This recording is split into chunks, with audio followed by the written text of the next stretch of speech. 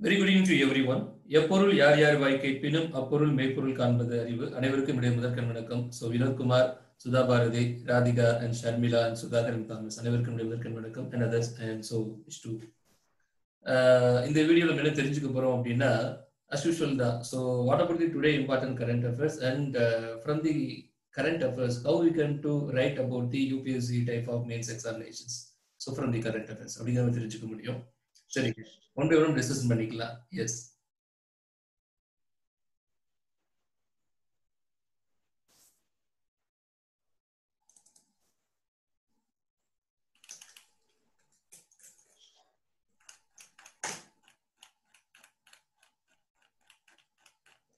the first news today: the Supreme Court has refused Rajasthan Assembly Speaker's plea to stop the state High Court from deciding the validity of anti-defection notice.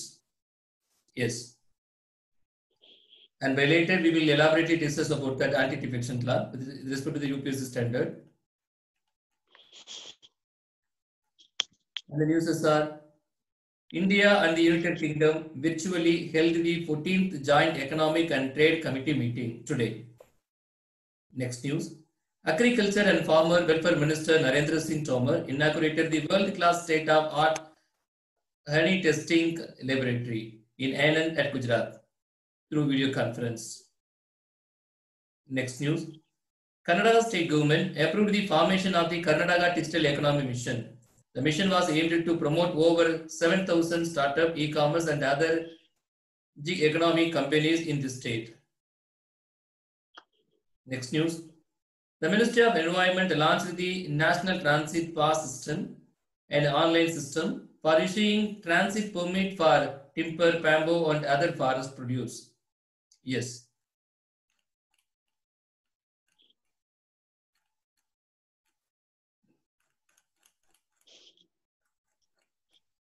Yes, my dear UPSC and TNPSC aspirants and rest of others, ஒரு நல்ல இன்ட்ரெஸ்டிங்கான விஷயம் நம்ம பேச போறோம். என்ன அப்படின்னா anti டிஃபெக்ஷன்ஸ்லாம். நான் சிம்பிளா ரொம்ப கிறிஸ்டல் கிளியரா நான் தமிழ்ல திரும்ப தெளிவா சொல்லிடுறேன். வித்தின் ஷார்ட் நரேட்டிவ் ஸ்டோரிஸ் வச்சுக்கோங்களேன். ஆன்டி டிஃபெக்ஷன் லா அப்படிங்கிறது கட்சி காவல் தடை சட்டம், சரிங்களா? ஸோ அல்லது கட்சி விலகல் சட்டம் கூட நம்ம சொல்ல முடியும். ஸோ கட்சி தாவல் தடை சட்டம், அது கட்சி விலகல் சட்டம். என்ன அப்படின்னா, ஒரு பொலிட்டிக்கல் பார்ட்டியில இருந்து இன்னொரு பொலிட்டிக்கல் பார்ட்டிக்கு வந்து ஒரு எம்பி ஆர் எம்எல்ஏ மாறும்போது அவங்களுடைய எம்பி எம்எல்ஏ போஸ்டிங் இருக்குமா இருக்காது. அப்ப என்ன கிரௌண்ட்ல அவங்க நீங்க டிஸ்குவாலிஃபை பண்ணுவீங்க அப்படிங்கிறத பார்க்கணும். So who is authorized person to pass the order about that disqualification அப்படின்னா the speaker with respect to the legislative or with respect to the parliament and with respect to the Lok Sabha, that mean speaker. அதே மாதிரி ராஜ்யசபா பாத்தீங்க அப்படின்னா chairman சொல்லலாம். இப்போ லெஜிஸ்லேட்டிவ்ல பாத்தீங்கன்னா மேலவை கீழவை இருக்கும். ஒரு சட்டமன்றத்தை பொறுத்த வரைக்கும் தமிழ்நாட்டுல கீழவை மட்டும்தான் இருக்கு, மேலவை கிடையாது. சில ஸ்டேட்ல பாத்தீங்கன்னா மேலவை இருக்கும். ஸோ மேலவையா இருந்தா அது சேர்மனும், கீழவையா இருந்தா அது மீன் லெஜிஸ்லேட்டிவ் இருந்தா அது யார் அப்படின்னா ஸ்பீக்கர். இவங்க தான் அந்த டிஸ்குவாலிஃபிகேஷன் பண்ணுவாங்க.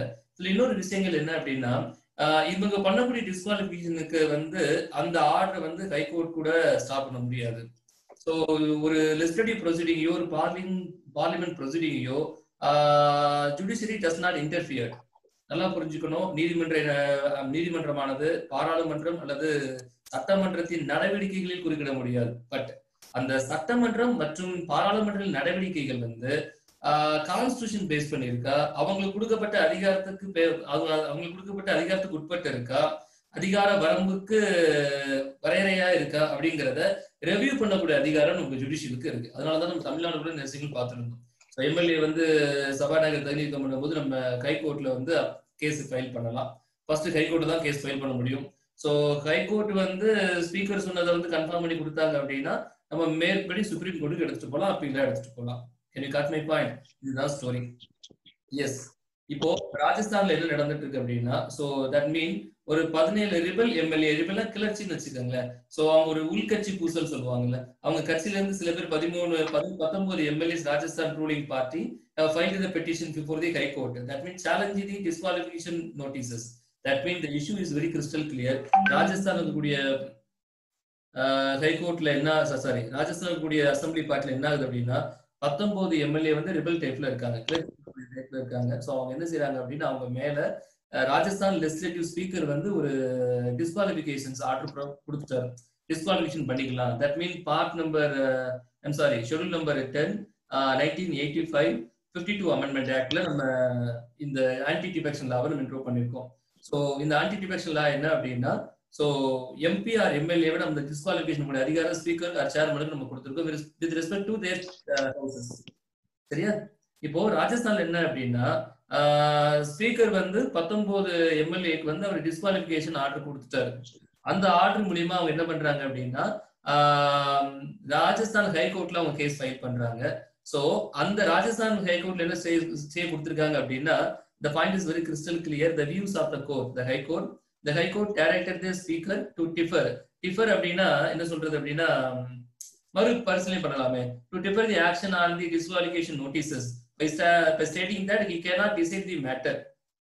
It is also directed him to extend the time to file replies to disqualifications notice. அதாவது இது நீங்க முடிவு பண்ண முடியாது, உங்க முடிவுல வந்து நீங்க மறு பரிசீலனை பண்ணணும். அது மட்டும் இல்லாம டிஸ்குவாலிஃபிகேஷன் ஆகக்கூடிய மெம்பர்ஸ் வந்து நீங்க வந்து நோட்டீஸ் வந்து அவங்க ரிப்ளைக்கு நீங்க கொடுத்த நோட்டீஸ்க்கு ரிப்ளை கொடுக்கறது உங்களுக்கு டைம் கொடுக்கணும் அப்படிங்கறது ஒரு ஆர்டர் ஹைகோர்ட் பாஸ் பண்றாங்க, ராஜஸ்தான் ஹைகோர்ட். இந்த ராஜஸ்தான் ஹைகோர்ட் பாஸ் பண்ண ஆர்டருக்கு அகைன்ஸ்டா ஸ்பீக்கர் என்ன பண்றாரு, Rajasthan speaker legislative Rajasthan speaker என்ன பண்றாரு அப்படின்னா, சுப்ரீம் கோர்ட்ல ஒரு அப்பீல் கேஸ் தாக்கல் பண்றாரு. But what is decision taken by the Supreme Court? Yes, it is asked. Yes, whether the expressing dissent amount to voluntarily given up by the party membership under the paragraph 2 subclass 1 subclass A of the 10th schedule of the Constitution and inviting anti-defections proceedings. அதாவது இது வந்து இந்த 19 பேரும் ஒரு threatening மூலமா இந்த மாதிரி activate பண்றாங்களா, இல்ல யாராவது அவங்க பயமுறுத்துறாங்களா, அதுக்கெல்லாம் அப்பாற்பட்டு அவங்க நிரூபிக்கணும். The speaker should be prove their case apart from their intentions. It is made with respect to that particular party, but it has not happened any type of the threatening.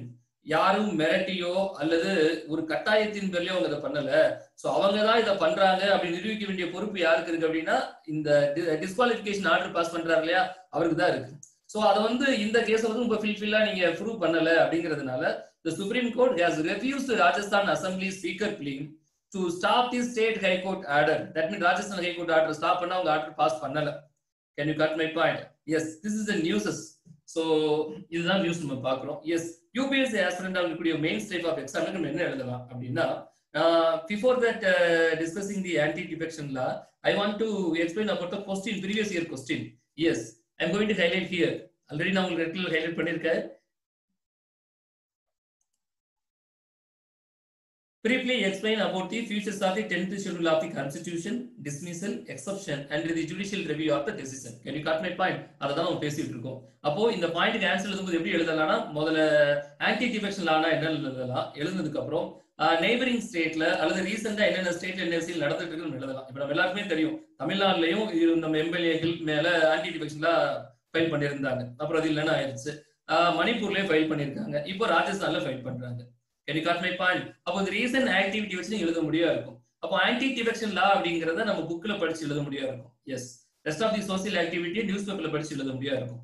இந்த drop down எல்லாமே என்னோட own thought தான். So நான் வந்து Hindu பேப்பர்லயும் விக்கிபீடியாலையும் legal சோர்ஸ்லயும் நிறைய collect பண்ணி நான் இந்த கேள்விக்கு பதில் எழுதுனா எப்படி எழுதியிருப்பேன் அப்படிங்கிற என்னோட விஷுவல் தான். ஸோ இது ஒரு இல்லஸ்ட்ரேட்டிவ் தான். ஸோ இதை நீங்க ட்ரை பண்ணி இதே மாதிரி கொடுக்கணும்னு அவசியம் இல்லை. உங்களுடைய இண்டிவிஜுவல் ரெஸ்பான்சிபிள் வேற மாதிரி தான் கண்டிப்பா நீங்க மெயின்ஸ் மாதிரி எழுதலாம். உங்க மென்டல் எபிலிட்டிக்கு தக்க நீங்க மாத்தி எழுதலாம். பட் என்னோட விஷுவலுக்கு இல்ல பாயிண்ட்ஸ் இருந்தா கரெக்டா இருக்குங்கிறது என்னோட experience. Yes, now we can discuss about the what is the anti defection law. anti defection lawனா என்ன? எஸ், கட்சி தாவல் தடை சட்டம். சோ the 10th schedule வந்து புதுசா இம்ப்ளிமெண்ட் பண்றாங்க by way of 52 amendment act in the year of 1985. என்ன அப்படின்னு பாத்தீங்கன்னா, பொலிட்டிக்கல் பார்ட்டியை பொறுத்த வரைக்கும் இந்த கட்சியில நாமினேட் பண்ணவும் இந்த கட்சியில இருப்பாங்க, வின் பண்ணி வந்து இந்த கட்சியில இருந்து 10 பேர் அலைக்க அந்த கட்சி தாவி போயிருவாங்க. அப்ப ஆட்சிங்க மாறிக்கிட்டே இருக்கும். அப்ப இது ஒரு irregular activity naturally create பண்ணும். So to avoiding that type of activity, the government by way of 52 amendment act so established that the anti defection law அப்படிங்கறத ஒரு கிரியேட் பண்ணி பண்றாங்க. இப்போ anti defection lawனா என்ன? எஸ், 2 பாயிண்ட் அழகா டிக் பண்ணிருக்க. You have to read and நீங்க கண்டிப்பா படிச்சு தான் ஆகணும்ல. எஸ், ஏன்னா rule should be studied, ethics should be studied இல்லையா, principle should be studied. Principle வந்து நான் என்ன போல எழுத முடியாது, பிரின்சிபல் என்னவோ பிரின்சிபல் அப்படிதான் எழுத முடியும். 2 cross 2 is equal to 4 அப்படின்னா இல்ல நான் 2 into 1 plus 1 plus 1 plus 1 is equal to 4 sir. How is my thinking sir? Yes, correct தான். பட் பிரின்சிபல் வந்து what is the principle, principle என்னவோ நம்ம பிரின்சிபல் மாதிரி தான் சொல்லி ஆகணும். எஸ், ஸோ ஆன்டி டிஃபெக்ஷன் லாவை பொறுத்த வரைக்கும் நம்ம என்டையர் ஸ்டோரி வேணா நரேட் பண்ணலாம். ஸோ ராஜஸ்தான் நடந்த விஷயம் நரேட் பண்ண முடியும், தமிழ்நாடு நடந்த விஷயம் நரேட் பண்ண முடியும், மணிப்பூர் நடந்த விஷயம் நரேட் பண்ண முடியும். பட் பிரின்சிபல் வரும்போது we have to put the clear crystal fact. So அதனால தயவு செய்து லட்சுமி புக்ல இந்த மாதிரி ஆன்டி டிஃபெக்ஷன் லா படிக்கும் போது அந்த சென்டென்ஸோட குவார்ட்டர் ரொம்ப தெளிவா படிச்சிருங்க. Can you cut my point? Yes. What about the anti-defection law? Yes, the decision on question as to disqualification on ground of defection, so is referred to the chairman or the speaker of such house and his decision is final. அதாவது அவர் மேல disqualification எடுக்கணுமா எடுக்க கூடாதா அப்படிங்கறத with respect to the houses, that mean whether the speaker or the chairman has to decide, and it is the final decisions also. அதுதான் சொல்லுவாங்க இல்ல, நடுவரின் தீர்ப்பு இறுதியானது உறுதியானது, அது மாதிரி அவரோட முடிவு தான் உறுதியானது, அந்த மாற்றுக்கிறது இல்ல.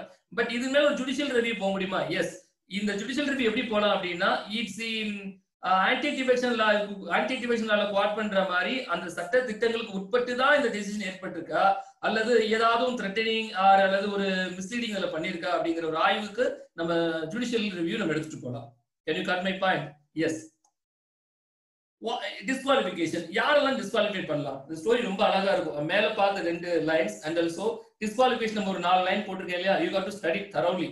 இதை நீங்க இது உள்ளபடி தான் எழுதி ஆகணும். நான் ஃபர்ஸ்டே சொல்லிட்டேன் இல்ல, principle should be right as principle. Yes, if a member of the house belonging to the political party ஒரு ஆளா இருந்தா first condition எப்ப அவரை டிஸ்குவாலிஃபை பண்ணுவீங்க? Yes, when he has disqualified, yes, voluntarily gives up the membership of his political party.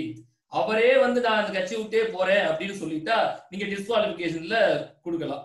S, anti defection law use பண்ணி அந்த MP R MLA disqualification பண்ணலாம். அல்லது votes or does not vote in the legislature or parliament contrary to the direction of his political party. என்ன condition அப்படின்னா ஒரு ஆளுங்கட்சி ஒரு கட்சி இருக்காங்க அப்படின்னா அந்த கட்சி வந்து ஒரு ஓட் பண்ணணும். என்னன்னா நிறைய பில் பாஸ் பண்ணுவோம், நிறைய மசோதாக்கள் பாஸ் பண்ணுவோம். அந்த மசோதாக்கள் பில் பாஸ் பண்ணும்போது அந்த கட்சி என்ன டெசிஷன் எடுக்கிறாங்களோ அந்த டெசிஷனுக்கு ஃபேவரா தான் எம்பிஆர் எம்எல்ஏ வந்து ஓட் பண்ணணும். அப்படி அகைன்ஸ்டா பண்ணா அவரை நம்ம என்ன செய்யலாம் அப்படின்னா டிஸ்குவாலிஃபிகேட் பண்ணலாம்.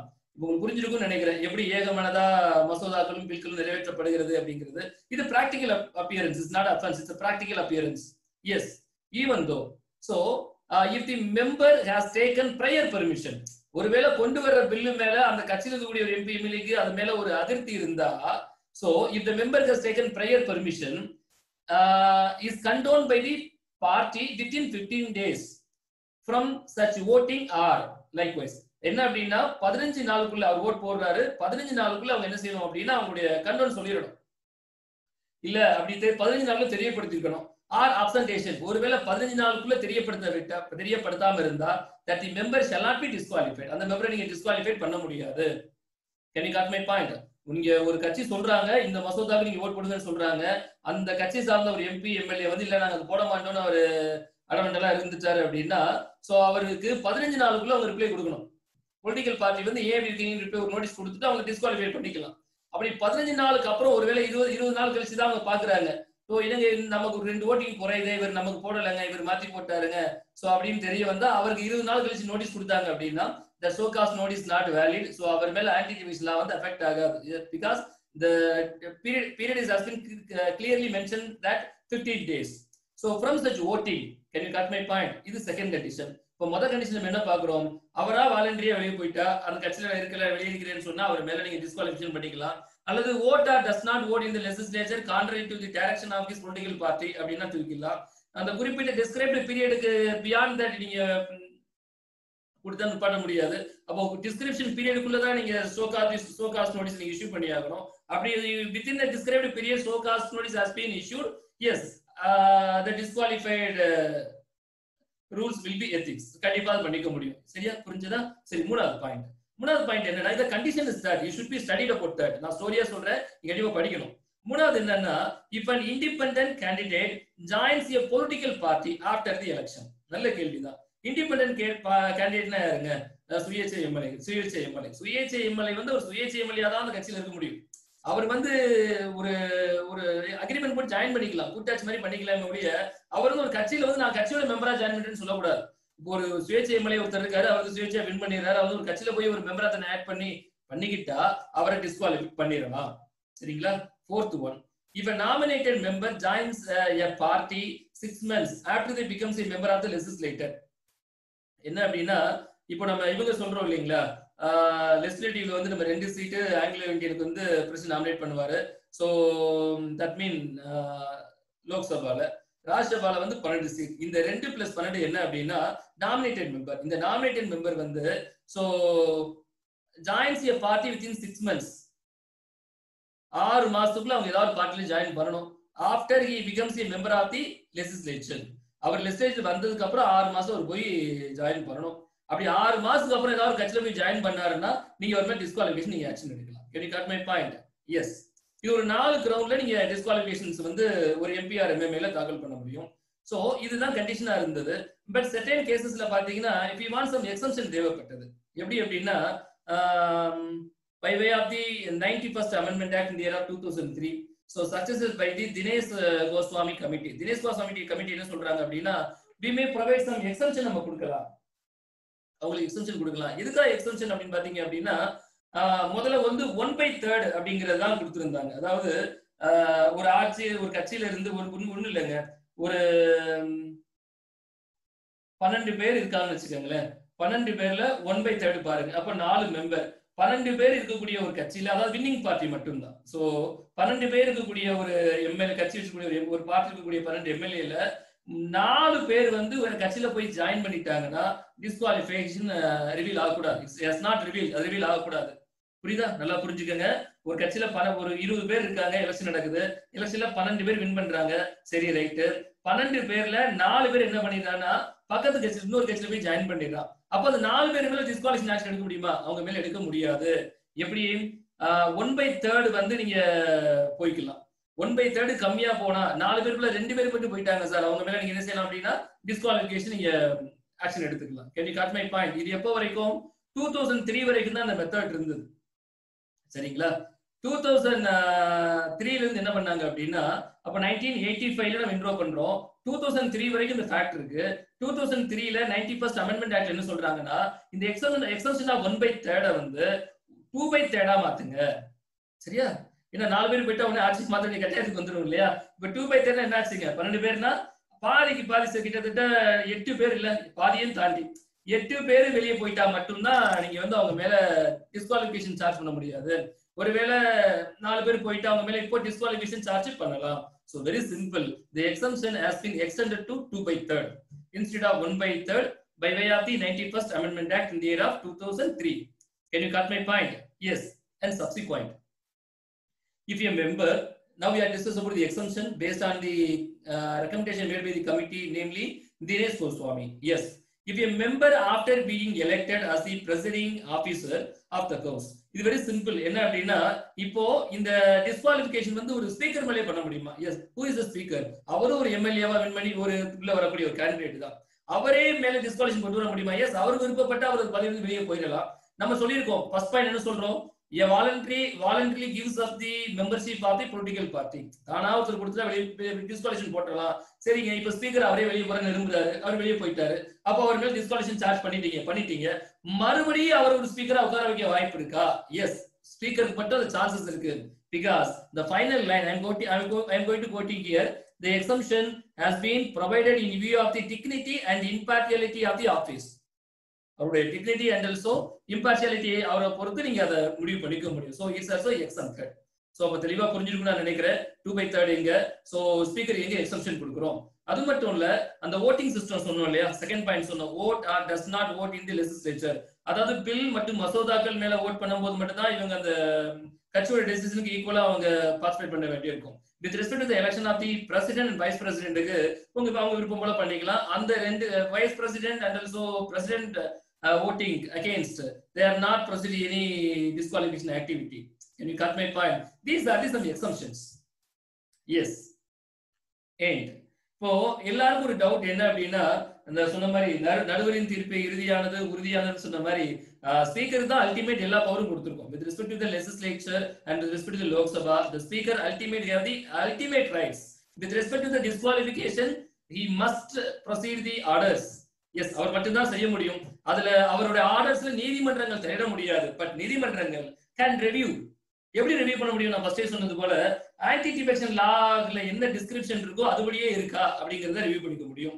S, the point should be very clarified, your knowledge. Yes, decision of the presiding officer is subject to the judicial review. Yes, I'm going to read the passage here. You should be listen. The law initially stated, yes, stated that the decision of the presiding officer, that means speaker or chairman with respect to the houses, yes, is not subject to judicial review. This is a crystal clear point. But that the condition was struck down by the Supreme Court in the year of 1992. That condition has been struck down by the Supreme Court in the year of 1992, thereby allowing appeals against the presiding officers' decision in the High Court and Supreme Court. However, it is held that there may not be any judicial intervention until the presiding officer gives his order. That it should be noted that the point is very highlighted. It is held that there may not be any judicial intervention until the presiding officer gives his order. Yes, கண்டிப்பா என்ன அப்படின்னா speaker வந்து அவரை disqualified பண்ற வரைக்கும் judicial வந்து தலையிட முடியாது. டிஸ்குவாலிஃபை பண்ணதுக்கு அப்புறம் இது என்ன ஆக்டிவிட்டில ஆயிருக்கு அப்படிங்கறத ரிவ்யூ பண்ணக்கூடிய பவர் யாருக்கு கொடுத்திருக்கோம்? ஜுடிஷியல் கொடுத்திருக்கோம். With respect to the legislature அப்படின்னா நீங்க ஸ்டேட் ஹை கோர்ட்ல தாக்கல் பண்ணலாம். With respect to the parliament அப்படின்னா நீங்க சுப்ரீம் கோர்ட்ல டைரக்டா தாக்கல் பண்ணலாம். ஒருவேளை லெஜிஸ்லேட்டிவ் பொறுத்த வரைக்கும் ஹை கோர்ட்ல தாக்கல் பண்ணிட்டு நம்ம என்ன செய்யலாம்? அப்பீலுக்கு சுப்ரீம் கோர்ட்ல எடுத்துட்டு போகலாம். சரியா? உங்களுக்கு தெளிவா புரிஞ்சிருக்கும் நினைக்கிறேன் ராஜஸ்தான் என்ன ஆக்டிவிட்டி நடந்துட்டு இருக்கு அப்படின்னு சொல்லி.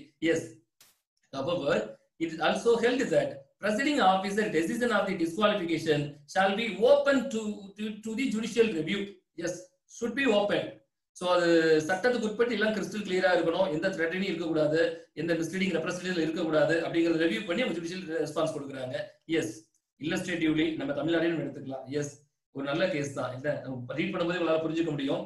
The Supreme Court has stayed proceeding initiated by Tamil Nadu Assembly Speaker B. Dhanapal, Honorable Speaker B. Dhanapal, for the disqualification of 3 ADMK MLA for anti-defection activity. Yes, the court has held that it would not be constitutionally impermissible for the speaker to adjudicate a dispute. Yes, the constitution permitted the judicial to only adjudicate. Yes, can you cut my point? So தீர்ப்பாயங்களை வந்து தீர்த்து எழுதுறதுக்கு judicial மட்டும்தான் வாய்ப்பு இருக்கு. தீர்ப்பாயங்கள்ல திருத்தி எழுதுவதற்கும் அதனுடைய அமெண்ட்மென்ட்ல review எழுதுவதற்கும் தீர்ப்பாயங்களை வந்து தீர்ப்புரையை வந்து பிரகடனப்படுத்துவதற்கும் ஜுடிஷியல் மட்டும்தான். Yes, because it would be constitutionally impermissible for the speaker to adjudicate a dispute of the disqualification petition under the 10th schedule. So அந்த கிரவுண்ட்ல தான் நம்ம எல்லாமே அப்பீல் எடுத்துட்டு போறோம். ஹை கோர்ட்ல கேஸ் ஃபைல் பண்றோம், சுப்ரீம் கோர்ட்டுக்கு அப்பீல் எடுத்துட்டு போறோம். சோ இந்த பாயிண்ட் ரொம்ப தெளிவா உங்களுக்கு புரிஞ்சிருப்பீங்கன்னு நான் நினைக்கிறேன். Yes, so now we can discuss about the anti defections law. Now the time for the students, நீங்க ஏதாவது பேசணும்னா பேசலாம், டவுட் கேட்கணும்னா கேட்கலாம். சப்ஜெக்ட்ல தான் கிளாரிஃபைட் வேணா you can communicate with me. I am waiting for your communication, sir.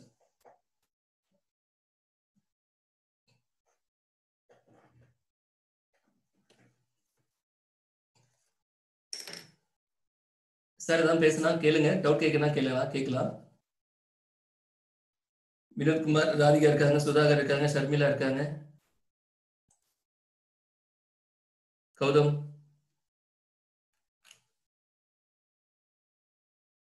யாருக்கு எந்த டவுட் இல்லையா?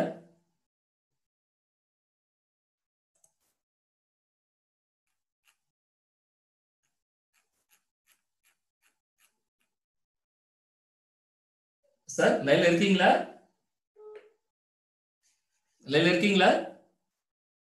யாருக்கு எந்த டவுட் இல்லையா? இல்லைங்க சார், இருக்கோம் சார்.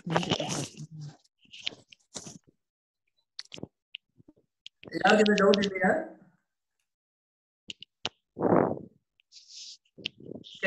நோ சார், இது இல்லைங்க சார்.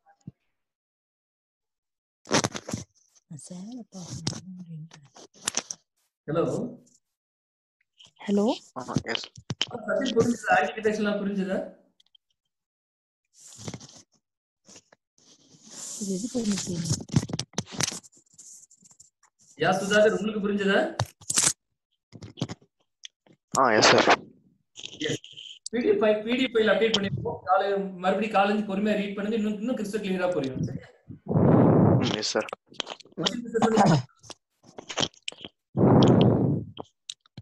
Yes sir. எஸ். என்ன क्वेश्चंस தான்? State launched the textile economy mission. State. Karnataka. Yesterday நம்ம டிஸ்கஸ் பண்ணிருக்கோம். Second, இனிமே क्वेश्चन எல்லாமே ஈஸியா டக்கு. Second question, which of the following amendment act established anti-defection law? 52nd Amendment Act. 52nd Amendment Act. You are right.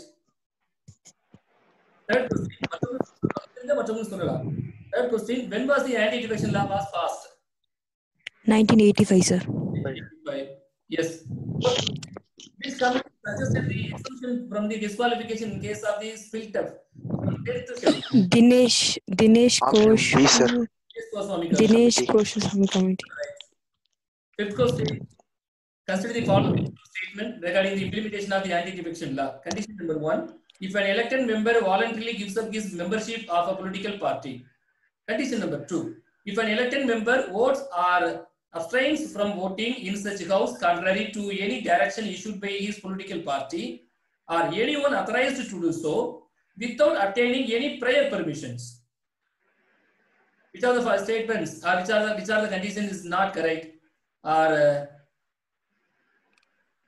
I'm sorry, is for the anti-defection law. So first one correct, sir.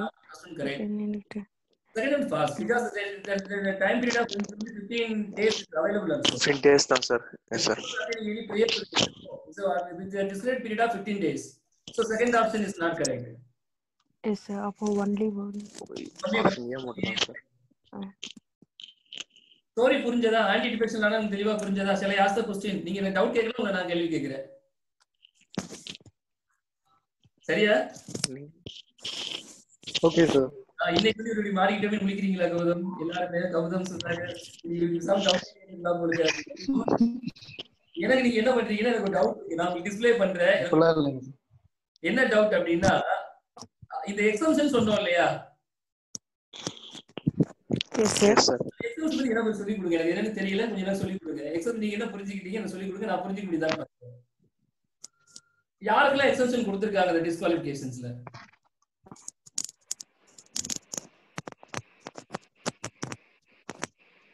ஆளுக்கு ஒரு point சொன்னாலும் speaker sir. புரியலங்க. Speaker sir. வேற யாரும் கொடுத்திருக்கோம்? ஸ்பீக்கரா chairman? ஸ்பீக்கரா chairman. அதுக்கப்புறம் அந்த 1/3 2/3 புரிஞ்சது இல்லையா? 1/3 மெம்பர்ஸ் வந்து போன அப்ளிகேஷன் கொடுக்க முடியாது. எப்போ 2003 வரைக்கும். 2003 எஸ் சார். 2/3ல வந்து 91st Amendment Act படி 2003ல இருந்து 2/3 மெம்பர்ஸ் வந்து கொடுத்திருக்காங்க சார். 4 பேர் எச்சு கூட கொடுக்க முடியாது இல்லையா? ஆட்சி மாறிடும் இல்லையா? தமிழ்நாட்டுல பாக்குறோம் இல்லையா? இந்த விஷயம் தமிழ்நாடு நடந்துட்டு இருக்கு, மணிப்பூர்ல நடந்துட்டு இருக்கு, ராஜஸ்தான் இப்ப ரொம்ப பீக்ல போயிட்டு இருக்கு. இப்ப நியூஸ் பார்த்தாவே தெரியும் உங்களுக்கு. Yes sir. ஆன்டிடிஃபெக்ஷன்ல இந்த அளவுக்கு போயிட்டு இருக்குன்னு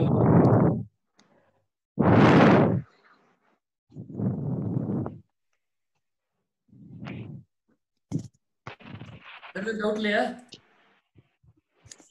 நோ சார். கிளியர் இல்லையா? No sir. Yes yes. இந்த விஷயங்களும் தெளிவா புரிஞ்சதுல ஏன் ஒரு ஸ்பீக்கருக்கு மேல நம்ம லிஸ்டடி மேல வந்து லிஸ்டடி பவருக்கு மேல வந்து ஜுடிஷியல் வந்து எந்த ஆர்டரும் போடக்கூடாதுன்னு நம்ம பேசுறோம். ஆனா இதே கோர்ட்ல கேஸ் ஃபைல் பண்றாங்கன்னு புரிஞ்சது இல்லையா? எஸ். இந்த ஃபைனல் பாயிண்ட் ரொம்ப எனக்கே ரொம்ப இன்ட்ரெஸ்டா பிடிச்சிருந்தது. அதாவது பாயிண்ட் அழகா எடுத்து குவாட் பண்ணேன். There may not be any judicial intervention until the proceeding officer gives his order. Yes, நல்ல பாயிண்ட்ல அது. Decision of the proceeding officer is subject to the judicial review. கடைசியா quad பண்ணிருப்பேன். It held that there may not be any judicial intervention until the proceeding officer gives his order. Our order pass பண்றதுக்கு எந்த judicial எந்த review கொடுக்க முடியாது. once order is passed அப்படினா நீங்க அதுக்கு மேல நீங்க ஹைகோர்ட்ல பெட்டிஷன் தாக்கல் பண்ணிக்கலாம். Yes. Anti-defections law is over. Yes. It was nice talking with you both of you. நாளைக்கு வீடியோ இருக்காதுன்னா சண்டே டெய்லி கொடுக்க வேண்டிய கிளாஸ் கொடுத்துடலாம். கொஸ்டின்ஸ் கண்டிப்பா சண்டே இல்லையா? ஒரு நாள் ரெஸ்ட் கொடுத்துடலாம். தாமஸ் பாவம் இல்ல, ஒரு நாள் லீவ் கொடுத்துடலாம். Okay sir. ஆல்ரெடி நான் ஒரு क्वेश्चंस கேட்டிருந்தேன், எழுதி பாருங்க. ஒரு பேர் சுதாகர் எனக்கு கொடுத்துட்டாரு, வாட்ஸ்அப்ல கொடுத்துட்டாரு. மத்த முடிஞ்சா ட்ரை பண்ணி கொடுங்க. Okay sir. So panchayat raj பத்தி கேட்டிருந்தோம். What is the significance of the panchayat raj அத பத்தி கேட்டிருந்தோம். பட் ஷெட்யூல் ட்ரைப்ஸ் ஏரியா எப்படி அவங்க இம்ப்ளிமென்ட் பண்ணிருக்காங்க பத்தி கேட்டிருந்தோம். Okay sir. Okay. It was nice talking with you. With all the participants, Radhika, Sudhagar, Kaudam, Sharmila, Vinod Kumar, Thomas, and all. Thank you. Good night. Thank you, sir. Thank you. Good night, sir. Good night, sir. சரிங்களா? Good night. Thank you so much. Good night. Sir Thirukkural miss ஆகுது. கண்டிப்பா தெய்வத்தால் ஆகாதேனும் முயற்சிதல் மெய்வருத்த கூலிதல். நாளைக்கு ஒரு நாள் ஓய்வெடுங்க, அதுக்கப்புறம் முயற்சி பண்ணலாம். Covid strike இல்ல. சரிங்க, திங்ஸ் எல்லாம் வாங்கிருப்பீங்கன்னு நினைக்கிறேன். ரொம்ப பி சேஃபா இருங்க. வியாதி அந்த டிசீஸ் ரொம்ப ஸ்ப்ரெட்டிங் ஆகிட்டே இருக்கு. சோ ஒரு நாளைக்கு 2 முறை குளிங்க. கை கால் எப்பவுமே சுத்தமா வச்சுட்டே இருங்க. சோசியல் டிஸ்டன்ஸை கம்பல்சரி மெயின்டைன் பண்ணுங்க. 1 கோடி ரூபாய் கொடுத்தாலும் யாருக்கும் கனவு சொல்லாதீங்க, காய் சொல்லாதீங்க. பிகாஸ் உயிர் ரொம்ப முக்கியம் இல்லையா? சுவர் இருந்தா உடலும் இல்ல உயிரும் இல்லைன்னா நம்மளால ஒண்ணும் பண்ண முடியாது. இந்த உடலும் உயிர் இருந்தாதான் படிக்கணும், அதுக்கப்புறம் தான் ஆபீசர் ஆகணும், அதுக்கப்புறம் தான் சர்வீஸ் பண்ணணும், இதுக்கு இடையில சம்பாதிக்கணும் இல்லையா? அதனால திருமூலர் சொன்ன மாதிரிதான், உடல் வளர்த்தேன் உயிர் வளர்த்தேன். அழகான தமிழ் புலவர் சொல்லுவார், திருமூலர் சொல்லியிருப்பாரு, உடல் வளர்த்தேன் உயிர் வளர்த்தேன்னு சொல்லுவாரு. முதல் உயிர் வளர்க்கணும் அப்படின்னா உடம்புதான் வளர்க்கணும் அப்படின்னு சொல்லி. சில பேர் வளர்க்கணும், யாரும் வளர்க்கறது இல்ல. உயிரை தான் தனியா வளர்க்கும். உயிர் தானா வளராது, உயிரோட கூடுதான் உடல். உடலை வளர்க்கும். இந்த உங்களுக்கு மட்டும் இல்ல, ஒரு நாள் பேசிட்டு இருக்காரு உங்களோட தாமஸ், அவருக்கும் பொருந்தும். முதல்ல அவர் தான் அதிகமா ஃபாலோ பண்ணணும். Advice is not to others, advice first யார் சொல்றாரோ அவருக்கும் கூட. சரிமா, தேங்க்யூ சோ மச். நான் இன்னொரு நாள் மண்டே வீடியோல சந்திக்கலாம். சரியா? Thank you, sir. Thank you so much. Thank you, Sudhagar. Thank you, Gautam. Thank you so much. Thank you. Thank you, sir.